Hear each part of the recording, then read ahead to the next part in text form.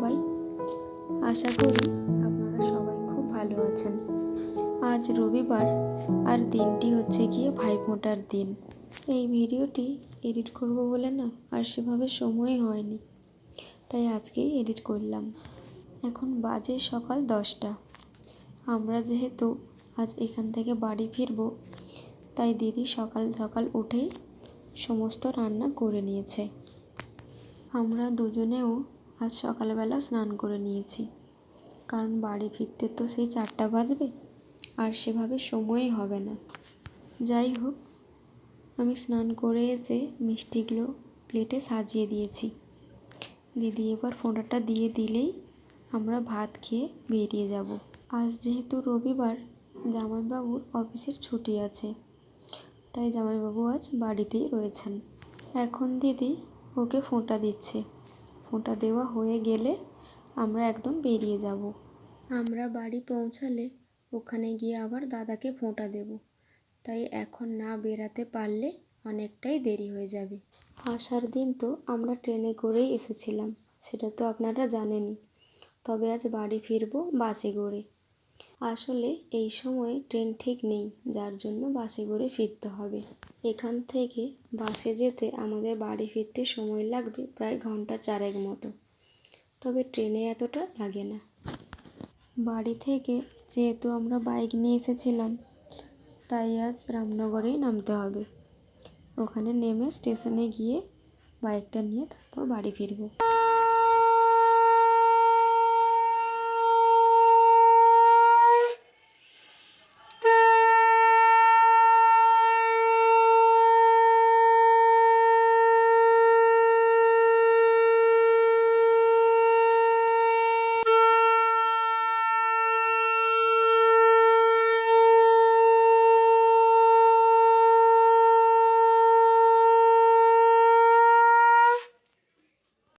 এখন দিদির ফোঁটা দেওয়া হয়ে গেছে, তাই দুজনকে একটুখানি মিষ্টি খাইয়ে দিচ্ছে।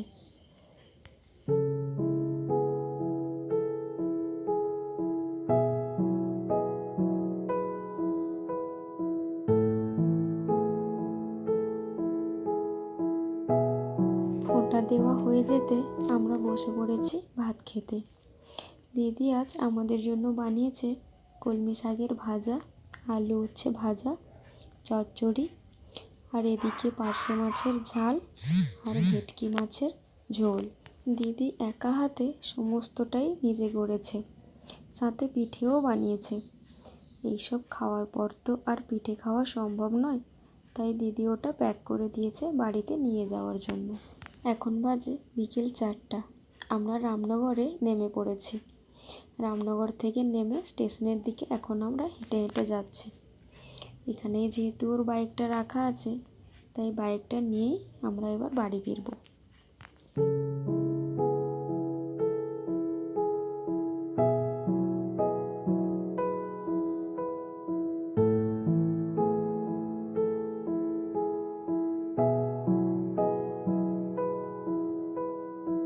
এখন আমরা ওখান থেকে বাইকটা নিয়ে বাড়ি ফিরছি। বাড়ি ফেরার আগে আমি নেগোয়াতে বাবার বাড়িতে নামবো।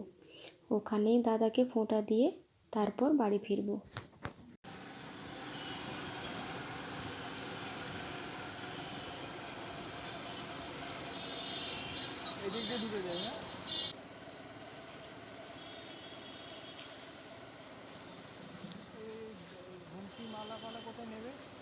বললাম তো জন কাকুর দোকানে নিয়ে নেব না।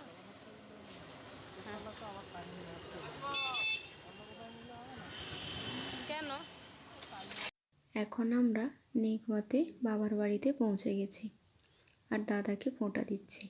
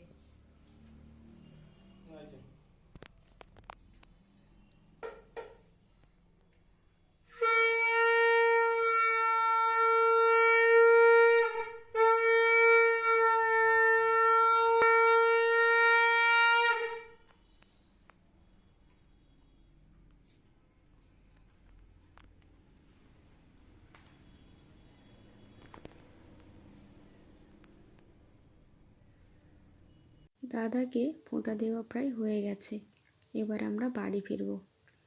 আজ তাহলে ভিডিওটা এখানেই শেষ করছি। সবাই ভালো থাকবেন, সুস্থ থাকবেন। ভিডিওটি কেমন লাগলো সেটা কমেন্টে অবশ্যই জানাবেন, আর ভালো লাগলে একটা লাইক করে দেবেন। ধন্যবাদ।